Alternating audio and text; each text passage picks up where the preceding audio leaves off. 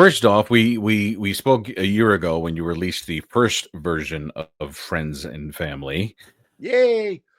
Was there, yeah, great. Was there anything that you did differently with this version um, as a result of things that you encountered when recording Friends and Family 1? Well, that's a really good question. No, the answer is no, not really. Once we made whatever impact we did, um, which was not getting on the radio and not being any record stores, even though record stores are now obsolete, um, you know, it was a success and it was a interesting concept. And our manager slash record label, Sunset Boulevard Records, said, let's make another one. Let's make a volume two. Mm-hmm. And I went, great. Yeah. Now, and then what I had to do was figure out, okay, did we leave any bands or artists off the first one that should have been there? Or what do we want to do here with picking 12 new songs? And it was interesting. It was a little different. And for instance, I realized that as much as we used to tour with the Beach Boys Mm-hmm. back in the day, you know, I didn't even consider a Beach Boys song for the first one, really. And, in my own small mind, I kind of thought, well, it can't be one of those Beach Boys surf songs, Yeah. which, looking back, I might have been wrong because picking the right surf song of, Brian Wilson's might have been really, really great. But anyway, I didn't know what Beach Boys song to choose. And it was Lynn himself, our manager, who said, well, why don't you do Sail on Sailor? And I Mm-hmm. kind of thought, oh, wow. Because that one wasn't as big a hit as the Beach Boys were used to having. It was a hit and a Yeah. minor hit, but, a lot of people don't really remember that song. And, when he said that, I immediately called my two main singers, Steve Weinmeister and the new bass player from 3 years ago, John Bisaha. And I said, what do you think about Sail on Sailor? And they said, great. I love that song. Mm-hmm. So it's like, okay, bingo, we got that one. The choosing of the material on each one of these records, but particularly the second one, which we'd already done 13 songs and 13 artists. Yeah. And for anybody who doesn't know out there, the concept is Firefall either used to be in the original members of Firefall used to be in other famous bands, or we toured a lot with really famous bands like the Doobies and Fleetwood Mac and stuff, and got to be friends with some of them. Mm-hmm. That the concept is that we did a whole album, Friends and Family, of their songs and did our loving and respectful tribute not only to the late 60s and 70s music, but to the Doobie Brothers or Fleetwood Mac or whoever song it was. And God, it was so much fun. But picking songs for number two, I wanted to do another Fleetwood Mac song. Mm-hmm. When we toured with Fleetwood Mac in 76 for their White Album, and then Mm-hmm. 77 and or 78 for the Rumors tour, those are the best gigs we ever played. Mm. Hey, go play 35 Yeah. 35 minutes in front of 70,000 people in this stadium. And Fleetwood Mac was the undisputed top rock and roll band in the world then. Mm-hmm. So I wanted to do a song, another Fleetwood Mac song. And frankly, as producer of the record and leader of the band and kind of calling the shots, there were some songs like when we were trying to pick out our heart song, Mm-hmm. somebody immediately said, hey, let's do Barracuda.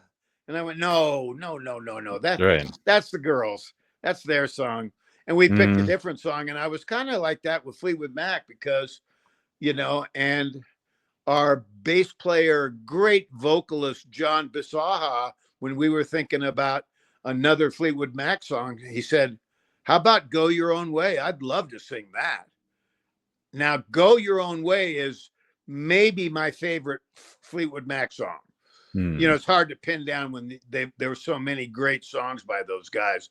But Yeah. Lindsey Buckingham on Go Your Own Way, oh my God, that is just a great song. And as soon as he said that, I went, okay, Hmm. Go Your Own Way. And as we probably talked about a year or two ago, what was cool about the first album and now the second record was a lot of times we kept the arrangement and everything just like the original.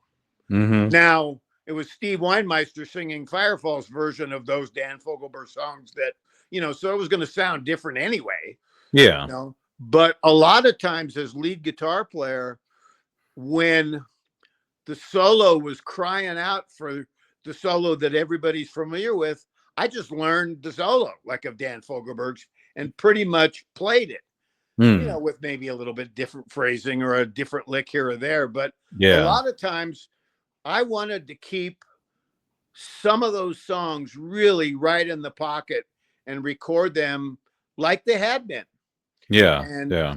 you know, and then there were other songs where I knew we could take a little bit of liberties and feature this in the song instead of that the original did. And, Hmm. you know, so it was just really great fun, not only choosing the songs, but figuring out, okay, what are we going to do with this in the studio? And I Hmm. kept it pretty clean and to the point and didn't add a lot of extra stuff, you know. Yeah. And you know, it is interesting also just tackling a song like that where you know, as you said, sticking to the guitar part, because that's one of those songs where I contend people will sing the guitar part, Yeah. you know, for Go Your Own Way. You know, it's almost like a vocal in that sense. Well, So what you're talking about is what I have told a number of my co-writers along the decades is that, you know, oh my God, am I losing my train of thought? What were you just talking about? about the solo on Go Your Own Way Oh, and the fact that people will sing that solo. right. So to me, the solo on that song is one of the primary hooks of the song. Hmm. And a lot of people think that the hook, when you're talking about songwriting or a song that bands do, they think about just the vocals or whatever. But hey, the hook can be a really snazzy keyboard sound, you know, mixed with the hook of the chorus and the person singing of it. But you know, the bands that kind of know what they're doing automatically kind of just put hooks into their songs, not only vocal and lyrical hooks, but put those really catchy guitar parts or guitar sounds, or hey, there's a trumpet there, you know? Yeah. Yeah, exactly, exactly. And then, you know, staying with this song, it's because it's a challenge because everyone knows this one. You know, this is their Right. often their encore song, and but also in addition to the great work that Lindsey Buckingham did with this, it's the power of the group vocals on the chorus, and you know, Yeah. related to that, you said in some other interview, you said that this is quote the best vocal band we've had in over 20 years. And well, I think you can hear it when you tackle songs like this, which is a lot to take on. But I'm Right. also wondering, you know, from your perspective, what makes it such a great vocal force? Well, that one's simple. The answer to that question is simple. Okay. So, Steve Weinmeister, lead vocalist number one, Hmm. he was in the band 20 some years ago and was in the band for 12 or 14 years, and then he left. Yeah. And then after 5 years, he came back, and he's a really good singer. And though he doesn't sound like Rick Roberts singing Strange Way or whatever, he's such a great singer that he sells the song. And people Mm-hmm. go, God, he sounds just like Rick Roberts, which he really doesn't, if you compare them, like that. But the other singer that we have now for the last 3 or 4 years, John Bisaha, who is the Mm-hmm. bass player and incredible vocalist from LA. He also kind of double duties with, he's the lead vocalist in the Babies now. And fortunately for Firefall, the Babies don't work a lot. So John's Okay. always available for our gigs. And I've never had a rock and roll singer in the band who is one of those LA and just can go, Yeah. Mm-hmm. and it's like, wow. Now, and I've also said in some of those other interviews that the best two singers we've had in Firefall were Rick Roberts and Larry Burnett, who sang their songs great. They wrote the Mm-hmm. songs and they sang them how they heard them, and that was great, Yeah. But ever since the two of those guys left the band in either about 1980 or even earlier, Larry left on about 1979, and I've had to replace vocalists and stuff. I've never had two guys that were so great together, no matter who was singing lead, who was singing backgrounds. And frankly, and I'm a lead guitar player and I sing, and I'm number 3 vocalist in the band live. And I Yeah. didn't really even care on volume 2 here if I got on the record singing much at all. Who cares? Mm-hmm. Those guys are so great. It's like, go sing it. And I knew that I wanted to sing 2 or 3 lead vocals out of 12 or 13, Mm-hmm. but a lot of the background vocal parts on both of those records is John and Steve, and they're great. And for people who don't know how records are made or have never been in the studio before, for instance, we record the lead vocal on a song, no matter who's Mm-hmm. singing it. And then when it's time for harmony vocals with John and Steve, I'll say, okay, John, you take the low part, harmony. Steven, you take the high part, and we do it. Mm-hmm. And we might have to punch in and get one line right or whatever. But once we have a really good track, I'll tell them to double it, which means Mm-hmm. on 2 new tracks, we're singing the exact same thing. So there's 2 voices of each guy now, right? Yeah. And then, and I haven't been able to do this with all the singers in the band, but then I'll say, okay, switch parts. Steve, you take the bottom part, and John, you take the high part. Mm. And they'll sing it once and finish it off. And they're really quick in the studio. And I'll say, okay, double it. And then they would go on 2 more tracks. And suddenly there's 8 guys singing background vocals. And the trick is, of course, is to make them sound like just 1 or 2 great background vocal singers. Mm-hmm. But boy, when you've got 2 or 3 or 4 of the same thing by the same person singing, it fills it right up. Which brings to mind, by the way, in the old days, when we were recording some of these albums back here at Criteria Studios in Miami, Mm-hmm. not the Beach Boys, the Bee Gees were across the hall. And I remember going in and sitting in and watching a session or 2 of the Bee Gees, and they had like 48 or 60 tracks on 3 tape machines, and one of them would be, hey, there's 8 berries on this song, and there's 8 robins, and they got this wall of vocal sound by doubling, tripling, and putting as many vocals singing the same thing as you needed. And sometimes you need only 1 good vocal, period. Mm-hmm. Mm-hmm. Because you need that intimacy and stuff. But a lot of times on background vocals and stuff like that, you'll put 2 or 3 or 4 of them in there. Do you ever worry, how are we going to recreate this live? I did before John and Steve were in the band. And when Mark Andes, the bass player from the original Firefall, who was also famous for Spirit and JoJo Gunn and playing with Dan Fogelberg for 10 years. And, Mark's one of the best damn bass players in the world.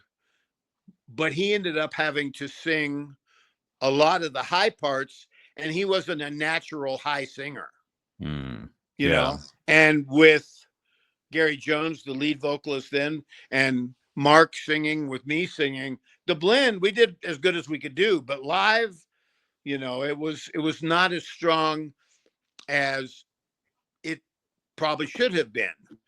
But you go Hmm. with the guys that are in your band, and once Steven rejoined, and then once I got John Bisaha in the band, it was like, wow, no problem. Our vocals are as good as they've ever been live.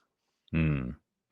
And I'm always curious about, bands that continue on, with members coming in and out. Besides their vocal gifts, what makes for a good Firefall member?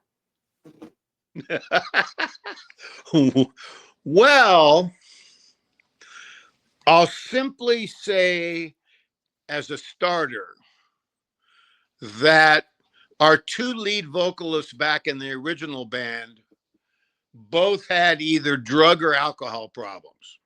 Mm. And on any given gig, one or both of them might not be singing too well. Mm. And as the lead guitar player, or Mark Andy's the bass player, we don't have any control of that. Right. Either a guy is professional enough and knows what's called for from him Hmm. to do that. But that was the 70s, Yeah. and just about everybody was getting high on whatever. Right. So the direct answer to your question is, if I need a high singer, bass player, or if I need to, heaven forbid, replace my sax, flute, keyboard guy, Jim Waddell, who's fantastic, and replace the late great David Muse, um, the quality of their playing is what's number one. And if you're a background singer and a guitar strummer, that'll probably fit in great with Firefall. But that's number one. But number two nowadays is like, do you have your feet on the ground, and are you professional enough to know that? And and my whole deal is, for instance, I don't care what you do after the gig. Yeah. But before the gig, by God, if you need to have a glass of wine to go on, great. But I've had guys that would just drink, grab a bottle of Jack Daniels and start drinking after sound check, and you're going, wait a minute, Yeah. Yeah. Okay. And then sticking with the vocals, you brought a little extra power to this one with Wynonna Judd on "Love the One You're With." Oh man. What kind of? I mean, in scenarios like this, I always wonder, like, what kind of direction did you give her? Do you give her any None. direction? None. Yeah. So here's the deal. So my good friend Cactus Mosier is her husband, and I was in a band with him in Boulder, and he's a great drummer, really punchy. And our version, okay, Stephen Stills version of "Love the One You're With" only has the late great Joe Lala on percussion and Stephen on acoustic guitar being percussive, but there's no drums on that song. Yeah. And when we picked that song, I knew immediately listening to it, well, we're going to have drums on this for sure. We're going to take it up a notch or two or three. And I immediately thought of Cactus on drums because he's such a punchy drummer. And I thought, well, great. And so I asked him if he would play on a couple of tunes. Also on a few of those tunes, the famous bass player Kenny Passarelli, who used to play with Joe Walsh and Crosby, Stills and Nash and everybody, Kenny Passarelli, but Cactus said, sure. So one of the songs was "Love the One You're With," that Cactus was going to play drums on. Now, I knew Wynonna. I have a song called "Call on Me," which is a suicide prevention song that many years ago, 10, 12 years ago, I used to do benefits for suicide prevention. And Wynonna did one of those for me in Nashville. It was Michael McDonald and Wynonna Judd, who were my headliners. Yeah, you last time we talked, you said you did it at the Bluebird, right? We did one at the Bluebird and one somewhere else. Okay. Gibson's Cafe or something, if that's still around. But anyway, after I told Cactus that I'd send him those 2 songs and, I needed them in 2 weeks and blah, blah, blah, I kind of got the nerve up to say, hey, do you think that your lovely wife, Wynonna, would want to sing on this song? And Cactus said, oh, that's a great idea. Oh, I know her producer's going to love that. And I went, wow, great. And then he said, of course, I'm her producer. And, and he called me when they were recording what she did. And, he said, well, we got harmony parts in there. Do you mind if she does any scats, vocal scats? Which is what like a lead guitar player plays between vocal passages, except it's vocal scats. And I said, no, she can do whatever she wants. And so they went to town, and he sent me not only his drum part, but he sent me Wynonna's vocal part, and it was fantastic. And I said, we're using the whole thing. Yeah. It was a matter of then, because my record label says that we need to be very careful about talking about Wynonna because she's really not a featured singer on that song. I mean, she is, but she's not. So additional background vocals, but and scat. Right. Good, but when I heard that in there, I went, bingo, that is perfect. And stuff like that makes our version of the song a bit different and maybe a bit memorable and all of that stuff. Yeah. And that's, I mean, not to knock the original Stephen Stills version, but for me, that's always one of these ones that to me was meant to be covered. Just because every time I hear a band do it, they offer something a little different. It all has the same energy to it, but I don't know. There's just bands just naturally have fun with it, And well, like it's a fun song, and it's pretty quick tempo, and the guitars down, down, down, down. It's like, I mean, how can you not have fun with that song? Yeah. And it's cool because as you said, everyone's version comes out differently. Hootie and the Blowfish did a version of it that was kind of different but cool. And I don't think I ever heard that. I don't know if they like released it.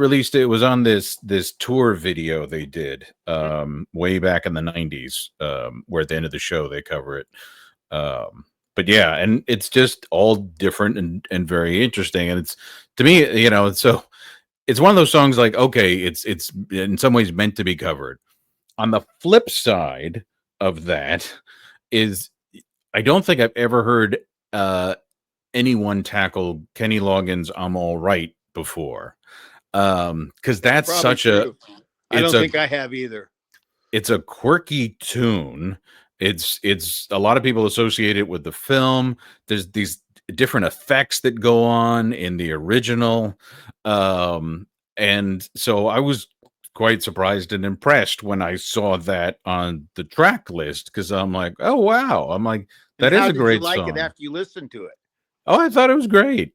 Yeah, and it's a little more I don't know, you guys add a little more edge to it, a little bit more roughness, right. Almost a little bit more dash O country thrown in, to the sound. But it's still cool. Well, on the first album we did a Loggins and Messina song. And after Loggins and Messina broke up, whenever they did, 79 or something, and suddenly Kenny was out on his own and making his own hit records, and he made some great ones, of course. I mean, you look at the Loggins repertoire and you're going, wow.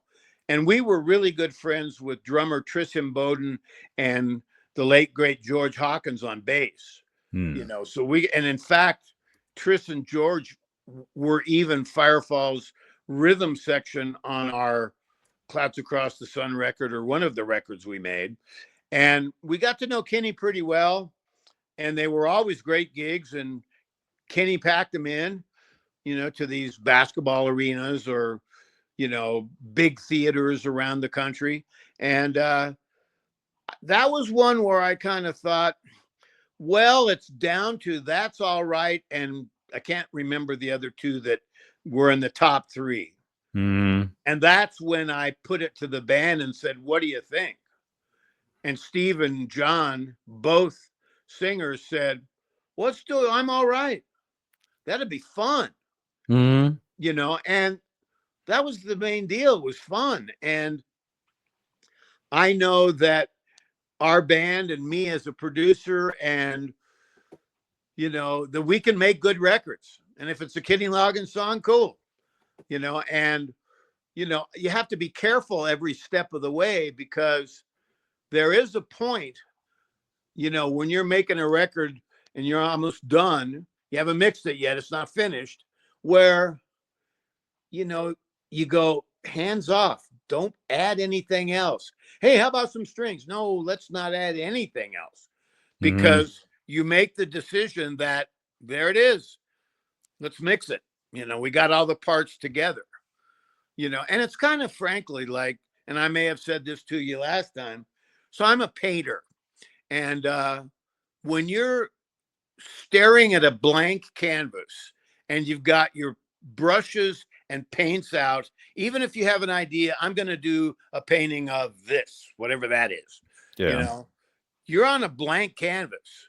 And as you start applying the paint and start, whatever, you realize it might be totally different than what you expected.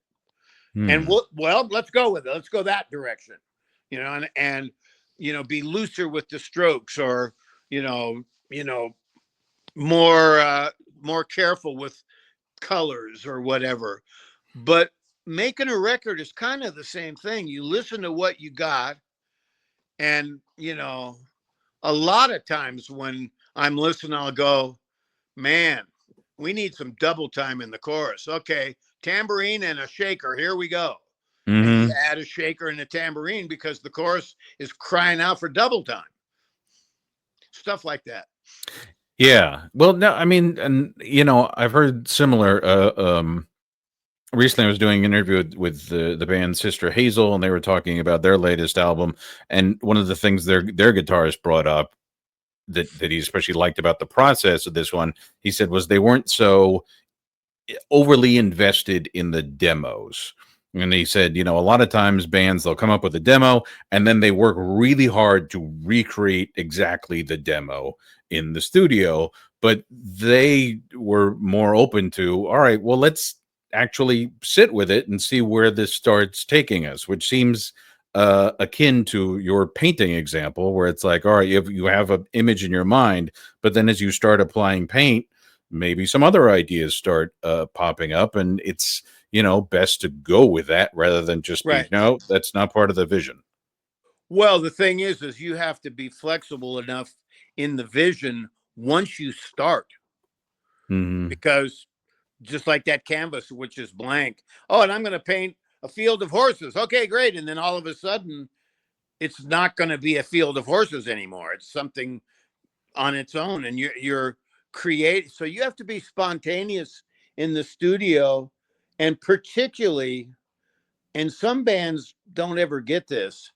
Particularly, you get to that point where it's enough, no more Mm-hmm. parts, Yeah. you know. And after you've added all the extra tambourines or shakers, or hey, I hear a fast, strummy rhythm guitar part. Okay, great. And a lot of things Mm. you try in the studio, you put it down as well as you can hear it and play it, and you listen and go, nah, I don't like that. And you throw it away because it doesn't fit the song. And the one thing that Firefall has always been about, and I, as a lead guitar player, have really always been about, is the parts that you put on your record have to, number one, first and foremost, further the song. Mm. Song is number one, the singer of the song is number two, and then the musicians and the parts you play and the cool little shit that you add on there. That's number three. But it's the song. And the reason the Eagles got to be where they got, or Little River Band or Firefall or Kenny Loggins, is because of the songs. And people immediately start humming along with the song. And it's amazing because here's a listener of the song for the first time, and they're singing the second chorus by the time it gets to chorus number 2, which means okay, we accomplished what we wanted to do. Yeah. And along those lines, though, I would think what was both impressive and I think would be very difficult was not only were you a singer and a musician, you were also the producer and you also mixed the album. So how do you... Most producers do mix the albums.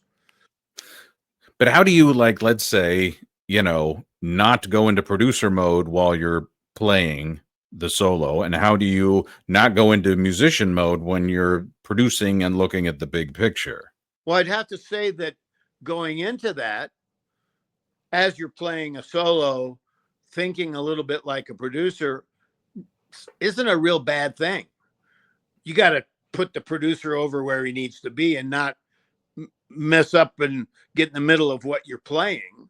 Mm-hmm. But you know what? I remember in the old days, when we were working with Tom Dowd, the world famous producer from Aretha Franklin to the Allman Brothers, and Tom Dowd, wow, I'd go out now, and when you're making a record, that solo that you're about to play hasn't been played before, and you don't know what it is really. What ends up being, oh, that's the signature solo that everybody loves now. It started out being, well, what do we, and being a right-brained player, most of the time I would just go out and play. Mm-hmm. And it wouldn't always work, but I might be in the ballpark, or else, like on the song Mexico of Firefalls, that was a one-take performance. Right. And I've had a couple of those.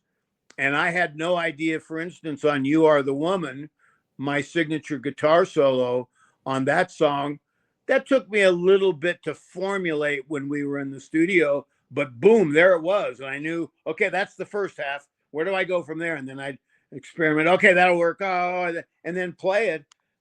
Those parts have never been before you create them. Right. Yeah. But the musician and the producer they have, I know the goal is the same, but they have different jobs. And sometimes that's why people like having an outside voice. Sure. And in fact, with Tom Dowd, I didn't really get to it, but I will now. I remember that I went out and on a song, I can't even remember what it was, on the Elan album, our third album, and we're playing licks behind the vocal or my solo, whatever. And Tom was smart enough to let me go with that. And then I finished, and then he would push the button and say, it seems a little busy. Can you simplify the solo up a little bit, or play fewer notes, or whatever he said? Yeah. And then you go, oh, okay. Now, he was thinking as a producer, but really it was the same thought that I should have been having as a lead guitar player, going, what fits the best here? Yeah. And you can only play what you can play. I don't sound like, name any other famous guitar player. I play like me.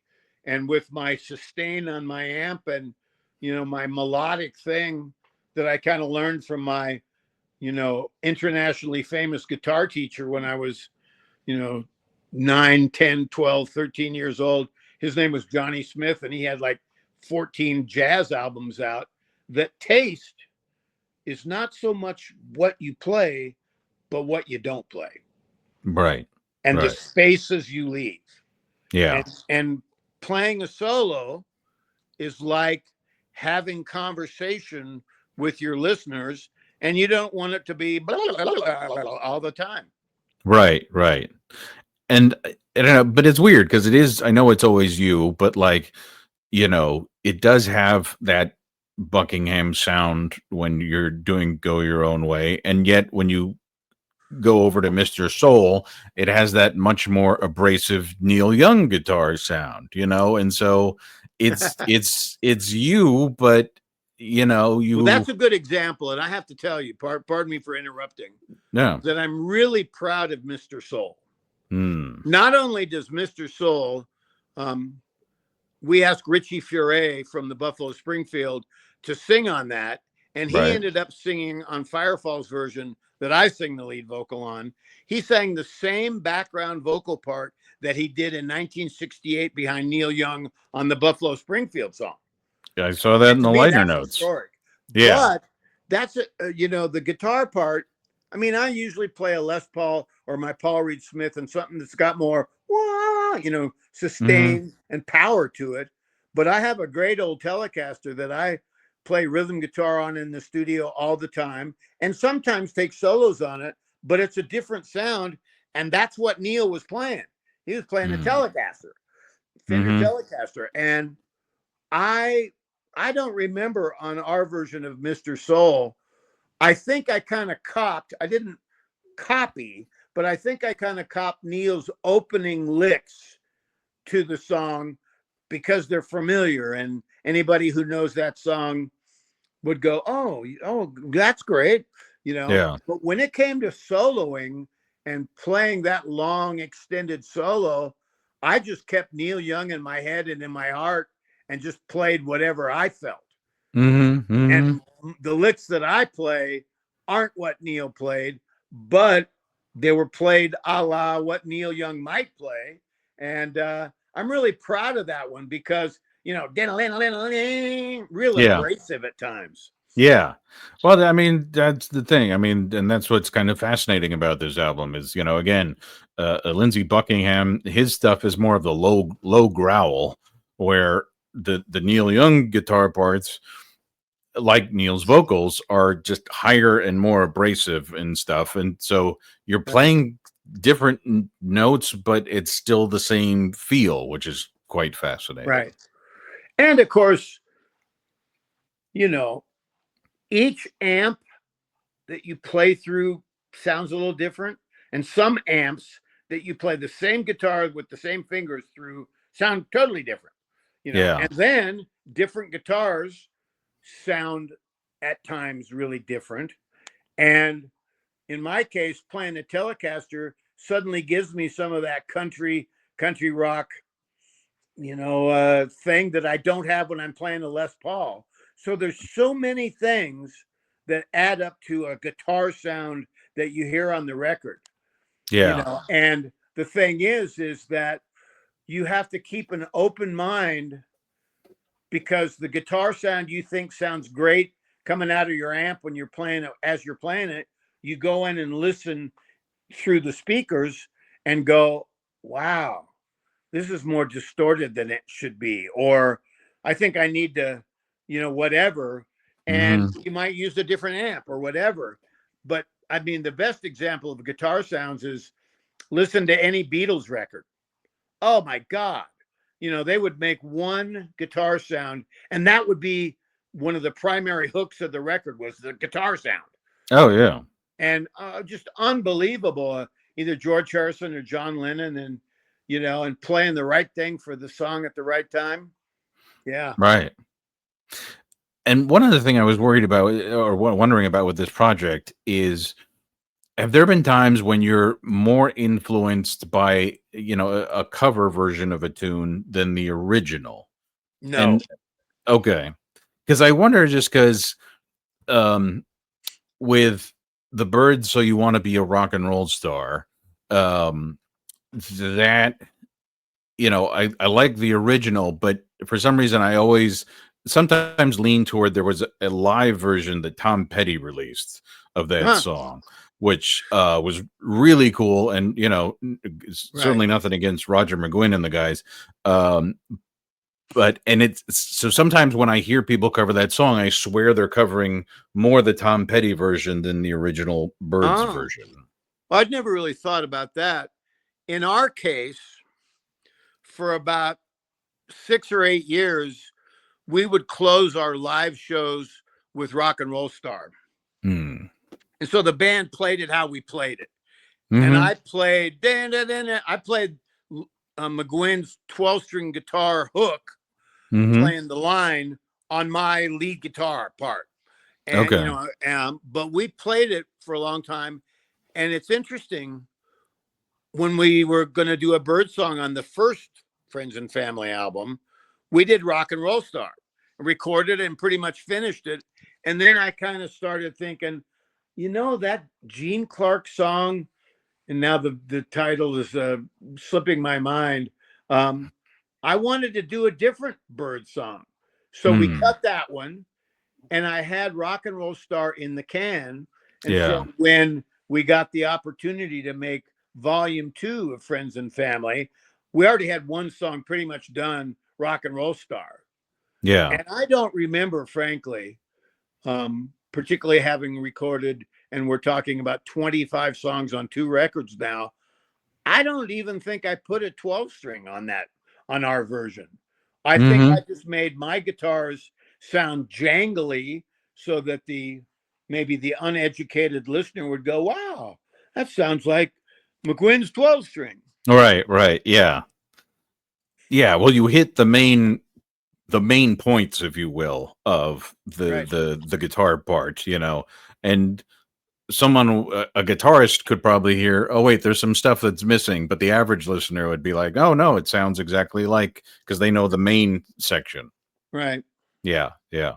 And that's part of the fun of it is, to me, a musical solo, whether it's on flute or sax or piano or guitar, should be at times really familiar, but Mm-hmm. at other times very unexpected. Because if you play familiar all the time and say, don't take any chances or break out a little bit, people after a little while are going, I've heard all this before. Mm-hmm. And the other part of that is that if I play unexpected, ego-driven guitar licks on a song that it should be playing safer than that, Yeah. then people are going, God, I hate the guitar part. you know Yeah. you Yeah. have to have the parts that are being played musically fit in with what the singer and the groove of the song is doing. Yeah. Yeah. One of No. my most favorite fun things to do is on a new song where the vocalist is singing at the 8 times at the start of the phrases, and maybe I get to answer him back on guitar. I just listen to what the vocalist did and play something that I think fits, and you're basically answering back. Yeah. Right. Which not everyone does anymore. No, In some ways, it's a lost art. Well, I mean, maybe not totally lost, but not too many bands nowadays have lead guitar players anyway. It's all produced and computer stuff, and not a lot of guitars, which is sad on one level, but hey, times change. And what's yeah. interesting too is our audience. Our audience live, as expected, is 50, 60, 70 years old, like we are. Yeah. But playing live, I'll look out and I'll see a group of 20 or 30-year-olds singing along with every song. Mm-hmm. And you're going, oh. And the obvious reason for that is they grew up as little kids having their mom and dad play Fogelberg or Eagles or Firefall songs, Yeah. when they were growing up. So it was something they grew up with and were familiar with. Mm-hmm. Yeah, definitely. The Yeah. other thing too on these records is I figure that there's a percentage of listeners out there, who, don't know who the Doobie Brothers are, have never heard of Loggins and Messina. We kind of talked about that a little bit. It's like, so this is a little history lesson in music brought to you by Firefall. All right. All right. It's a public service. Yep. Yeah. All right, cool. Well, this has been fun. Thanks for making the time and for talking about everything. Thank And you. then, um, yeah, just as a side note, not related to the interview, but do you know the band Cimarron 615? I do. Okay, because I've I've never heard been, them. I know all the guys, and a few of them used to play with Rusty and Paul and Poco. yeah, because I've been doing work with them for their social media since Oh, December. great. Yeah, Bill Lloyd's a great guy. And well, he's right now it's a foursome. It's Oh, okay. Michael. They changed it up, but they just released a new album. It sounds fantastic, but it's I saw that. So Bill's not, I'm sorry. I kind of yeah, knew that Bill wasn't in the band, but it's yeah, Michael those guys Webb. are great, and I wish them all the luck in the world because it is so hard to get your valuable new music out there for a band. And probably 90% of bands who have albums that should be listened to or blogged or whatever just can't get it done. Yeah, it helps in that there's a lot of people that understand the Poco connection, Right. and they will play Poco songs. They didn't feel comfortable using the name because none of them are original members. But as Michael says, he's like, Rusty Young still guides everything that we do. Um, and so, yeah, him and Jack and Rick, who have all been members of Poco, and then now Right. they have Ronnie Gilbo, who was in the Flying Burrito Brothers for a time. Right. Does So, Jack sing a lot of the lead vocals in the band? yeah, yeah, he does. Good. He's a Yeah. great singer and wonderful guy and a really great bass player who, knows what the bass is supposed to do. To me, and I'm probably one of the rare guitar players that would ever say this, but the most important person in your band, other than the drummer, if you have a shitty drummer, you got a shitty band, Yeah. But if the drummer can play and keep time and is okay, the most important person is in the band is the bass player. Mm. And Yeah. and if the rhythm section, the bass player and the drummer aren't grooving and leaving some space for me, there's nothing I can add on top of that that'll make it any better. Right. Yeah. No, the most of the bass players I know, they like the term dead man bass, where it's like, okay, you know, I didn't really realize what you were adding until you stopped. You know? Right. Yeah. Did you call that dead man bass? Yeah. That's what That's funny. a friend of mine who used to play with some punk bands like the Dickies and stuff. He's a bassist and he refers to it as dead man bass. Yeah. Wow. Um, And a lot of bass players are ex guitar players who now are kind of playing lead bass, yeah. and it's like, stop that, don't play so much. It's like, because a lot of times the bass really needs to just go boom, boom, Right. boom, boom. It's like, but that sets the whole tone for a song. And even if it's, fancy bass, like one of my favorite bands is Steely Dan, and you listen to Yeah. those jazzy kind of things, it's still rock and roll, but it's like different sensibilities. Yeah, and it's funny because a guy I become friends with is bassist John Pierce, who was with Huey Lewis and the News for several decades, and now is with Toto. And Oh, I was wow. I was talking with him last year, and he talked about he was starting to take drum lessons just for the fun of it. And I'm like, well, how has it affected things? And he said, and he was never an over player by any means, but he said after taking drum lessons, he said I'm playing even less on the bass. He said I because can imagine that. yeah. Boy, Toto, talk about a great band. Yeah.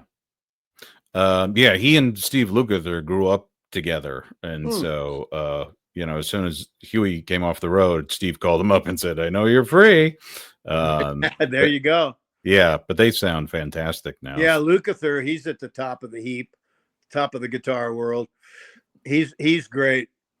And there's another guy that, I mean, he can play as fast as anybody that would, blah, blah, blah, all the time, but he Right. plays what those Toto songs needed in the studio. And some of Hmm. his melodic catchy things that he plays are one of the most important parts of that Toto stuff. Yeah, well, I mean, the stuff he did on Michael Jackson's Thriller album, you know, which Yeah, was all about just the groove and setting that right. groove. Oh, don't do that. Went the wrong way. Uh-oh, you still see me? I can still see you. Okay, good. I can't see anything, but we're finishing up here soon anyway, so I'll Yeah. just pretend I can see where I am. Okay. Well, But Mr. Raleigh, North Carolina, I hope you have a nice spring. thank you. You too. And yeah, I'll be looking. I hope you guys come out this way sometime. Oh, I know. The one thing I was going to say was because we have just made 2 albums of everybody else's material, Yeah. I'm determined to make a Firefall record of Firefall songs that may only be a 5 or 6 song EP. Maybe it'll be a full album, but I'm writing for that and I'm looking at songs and asking some really good songwriters if they have anything they want to present for the next Firefall album. And I'm really looking forward to making another Firefall record.